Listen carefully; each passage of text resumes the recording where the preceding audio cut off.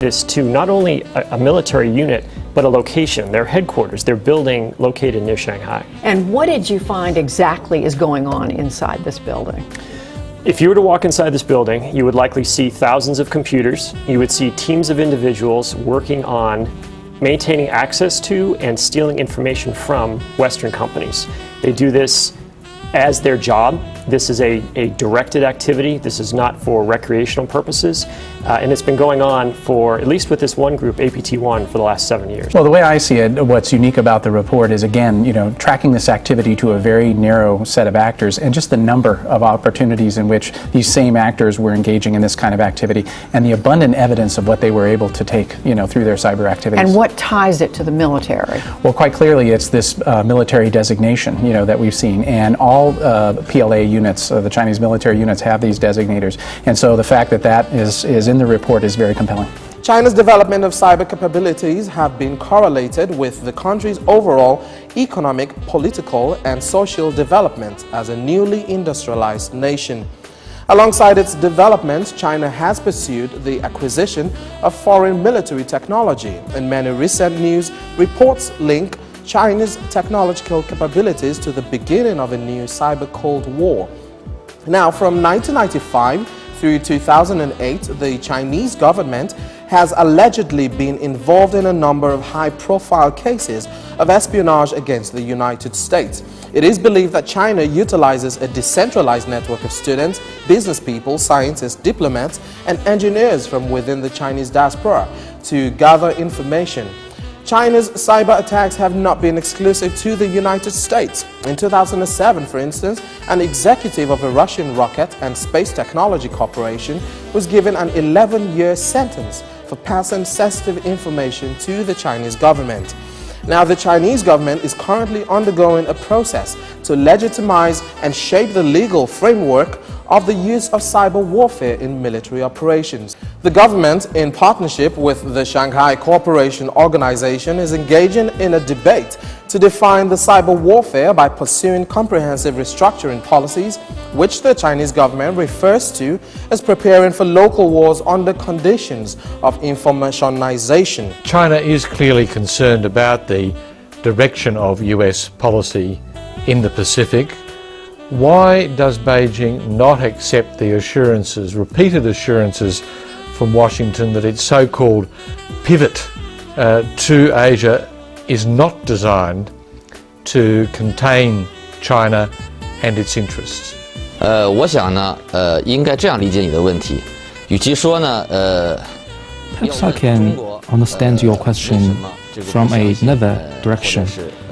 Perhaps rather than asking the question from the perspective that why China is not that acceptable to the positions of another country, perhaps it is better for us to look at from the opposite direction, that it is important for other countries in the region and in the world to have an objective and fair assessment and understanding of China's orientation of development and of China's strategic intent.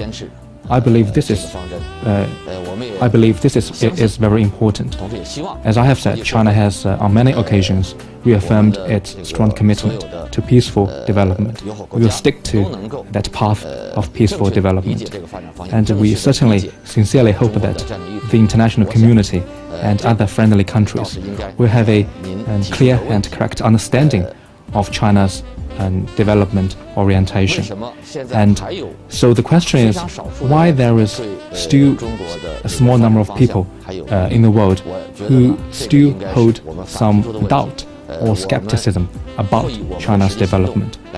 And we can assure the rest of the world that we will continue to go in the direction of peaceful development. Now, President Barack Obama has said in a recent TV interview that the US is engaging in tough talk with China about its alleged cyber attacks on America. He spoke a day after US intelligence chiefs said cyber attacks had replaced terrorism as the main security threat. China denies such hacking and says it is a victim of such attacks. Now, Obama was interviewed by ABC News broadcast about claims from US lawmakers that the scale of attacks on American firms and infrastructure amounted to a cyber war with China.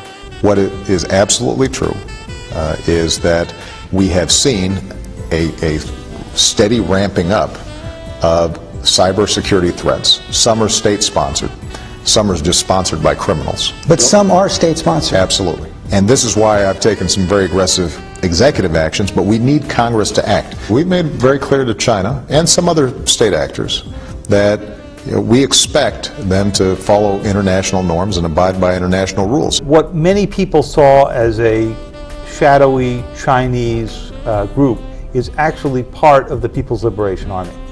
Well, I would think it is, and it's taking direction from the PLA.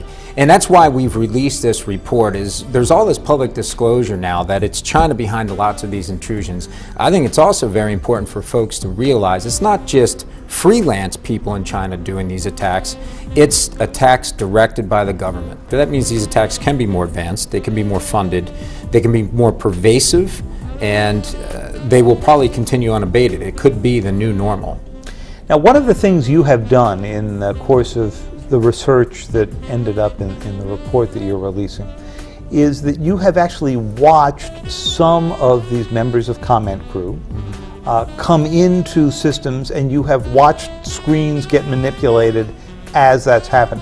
Whenever we respond to an intrusion, we need to really lock in on who these intruders are. So when there's a Chinese intrusion and we're monitoring, everything's in plain view, and we're at the victim's site, monitoring traffic coming in and out of the victim. So we're entitled to be there. It's okay that we're there.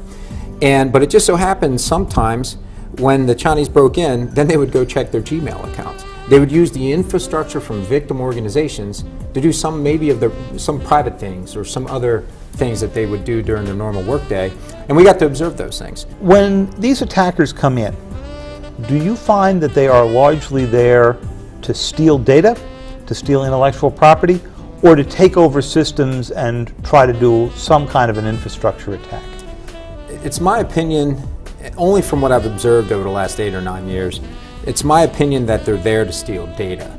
Now, that mission can always change, and one of the things that I've always observed is whether with the Chinese, when they hack a system, they do have access to destroy things. They can crush the system, they can steal things, they can change things. But they've always operated with what I call rules of engagement. And they haven't, as far as I know, changed the integrity or the availability of the data. They've only changed the confidentiality of it. If the mission should change, they do have all the tools in place to be destructive. So let's talk about a solution. First, let me tell you about some of the things that we're doing as a government. And it is kind of interesting to work in this area. Some of my good partners, director of the FBI, a good partner to have for all the right reasons. You say, is there any warrants out on me? I have to ask him that every morning. Just want to be reassured. No, they have a tremendous capability in the National Cyber Investigative Joint Task Force, or NCIJTF, and Secretary Janet Napolitano at Department of Homeland Security. And we came up with, so how does the government team need to work together? Let's start out with what the government team needs to do, and we set that up with the lanes in the road. My job, defend the nation from an attack. Provide the offensive capabilities as needed, much what Anya read in the bio. FBI, domestic, law enforcement, they're the ones that lead investigations, issue one.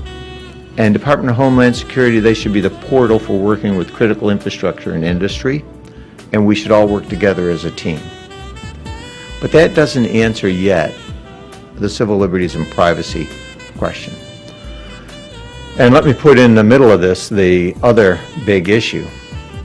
90% of our infrastructure is owned and operated by industry, not by the government. And it was interesting. You get some of the greatest questions thrown at you in this position.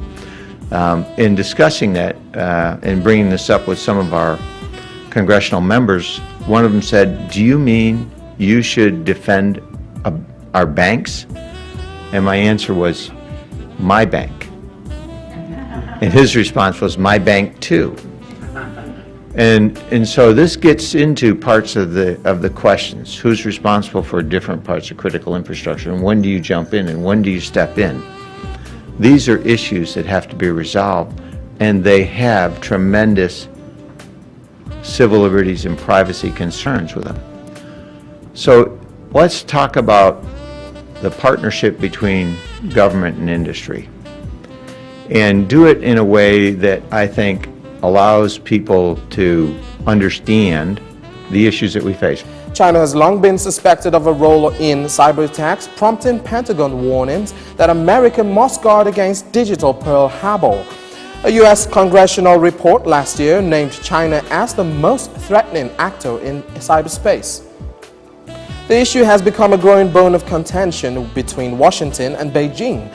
And it's interesting that there is this sort of name tag identity to what they're doing, isn't it? Yeah, the Chinese military uses these 5-digit codes to refer to individual units, and they don't necessarily tie them directly to the, say, 3rd Department, 2nd Bureau of the PLA. So we were able to unearth documents doing open source research. All of this is unclassified that showed, for example, a letter from China Telecom to set up a circuit, in other words, to get internet access into this new headquarters building when it was constructed in 2007. And it said, we need to put a circuit in for 61398. And by the way, if you don't know how important they are, they're the 3rd Department, 2nd Bureau of the PLA. So they outed themselves in this document. So by finding those sorts of ties, we were able to center exactly what's going on there. And what does all this tell you about what they're looking for? What do they want in all of this searching? Well, we know exactly what they're looking for. This particular unit, we've seen them take financial plans, product development, usernames, passwords, email. They're trying to find out what these companies have, what they can use in their own sorts of products. They're trying to use them in negotiations. It's very interesting, the sorts of information that they take. So principally, Christopher Johnson, principally economic, financial driven rather than security or military. Well, that's what's in the classic sense. Right, and that's what's so interesting about the report is that you have the Chinese military conducting this economic espionage. I think there's always been a view that, national security things, probing defense networks, this sort of thing, that's what you would expect to an opposition enemy, military to be doing. But in this case, it's economic espionage, which is quite interesting. And do we have a sense of how much damage has been done by this? Well, I think the report highlights that significant damage has been done. As Richard pointed out, terabytes of data, have been removed. And adding up to what? I mean, what does that cost the companies, the organizations that have been hacked into? It's a difficult question to answer. When the military encountered the same problem, they had to stand up a separate unit just for the purposes of saying, this is the information that was stolen, what is the value? Do we have to change a defense contract? Do we have to re-engineer a plane? What are the things that we have to do? And that's the sort of thinking that we need to get the private sector engaged in. Well, that's what I want to finally ask both of you about, and that is, what can be done about this? I mean, is it clear what can be done? I don't think it's particularly clear, but certainly basic steps such as increasing computer hygiene among employees of companies, for example, being more mindful of these phishing attacks. One thing that was really striking about the report was that in almost every instance it started off as one of these spear phishing attack emails, looked legitimate and was sent to a senior corporate executive in a lot of cases. In terms of what the Obama administration can do, I think that this gives them the opportunity and significant leverage with the Chinese to increase the amount of transparency in the debate on cyber, and especially to increase the dialogue with the People's Liberation Army on the subject. Now, last month, a report from U.S. security firm Mandiant said a unit of China's People's Liberation Army had mounted data raids on the computer systems of more than 140, mostly US-based organizations. Virginia-based Mandiant published a 60-page report detailing allegations over a 6-year period against a group of hackers known as Command Crew, which some is linked to a secret division of the Chinese military. Mandiant says the activity can be traced to 4 networks near Shanghai, with some operations taking place in a location that it is also the headquarters of Unit 61398, the secret military division. A secretive Chinese military unit accused of cyber espionage. The allegations are laid out in a report published today by U.S. computer security company Mandiant. The Chinese regime was quick to deny the allegations, claiming itself was a victim of cyber espionage as well. And while I agree China is a victim of a lot of hacking by other players, by people inside China, the level of sophistication and the level of organization of the cyber espionage efforts really could only be attributed to a nation state. and in this case, it's China. So they had quite extensive cyber espionage efforts. Mendien's 60-page report said it tracked over 140 attacks since 2006. 90% was tracked back to the Pudong district in Shanghai, near a 12-story White Office tower. It's the headquarters of the People's Liberation Army Unit 61398. There is little official evidence that Unit 61398 exists, yet intelligence suggests its prime purpose is computer espionage. Mendien said it believed the unit has carried out sustained attacks on a wide range of industries mainly located in the United States. The attacks stole hundreds of terabytes of data. Mendien says the information ranges from details on mergers and acquisitions, negotiation strategies, to the emails of senior employees. U.S. officials have complained to China in the past about state-sanctioned trade secret theft. It is believed that copyright infringements have cost U.S. companies billions in revenue. But whether or not to confront China directly over trespassing into critical U.S. systems is a tricky diplomatic issue. The United States Department of Defense has made a very general statement that a cyber attack would be considered an act of war, but they very consciously did not define in very strict terms what would be a cyber attack.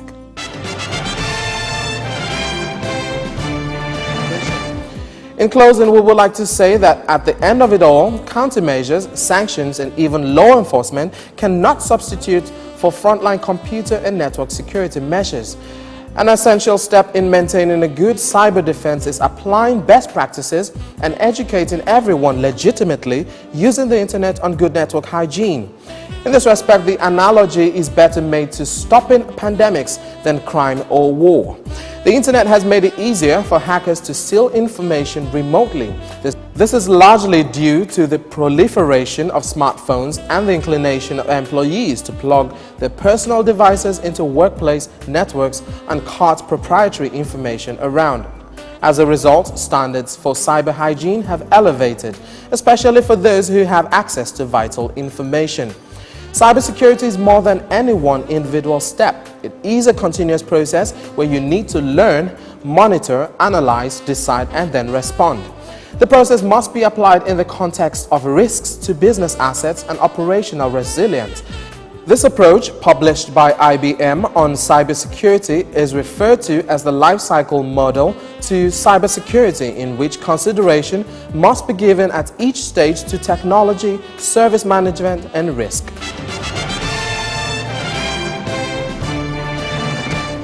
This is the most we can take in this edition of Inside the News. I am Babajide Akinyele. Till we come your way again same time next week, we would like you to note that the 21st century is an information age that comes with different opportunities and challenges. Nations and corporations around the world should make it a point of duty to work on effective internet hygiene that is safe for users and does not constitute any breach to mankind. We thank you for staying with us.